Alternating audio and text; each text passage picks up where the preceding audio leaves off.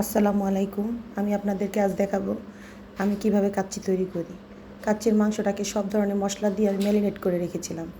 এখন আমি একটি প্যানে কাচ্চির মাংসটা ঢেলে দিলাম। আলু ভেজে রেখেছিলাম, আলু দিয়ে দিলাম, কাঁচামরিচ দিয়ে দিলাম পেঁয়াজের বেরেস্তা, সামান্য মাওয়া। এখন দিয়ে দিব ঘি,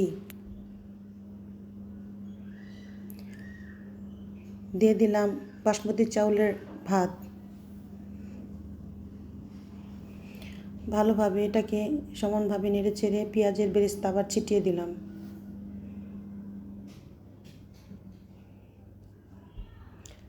কিছু কিশমিশ দিয়ে দিলাম।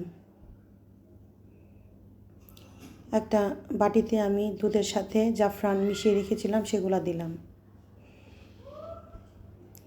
ঘি দিয়ে দুধ মিশিয়ে রেখেছিলাম, সেটা দিয়ে দিলাম। এখন দিয়ে দিলাম আবার কিছু মাওয়া, দিয়ে দিলাম ফুড কালার,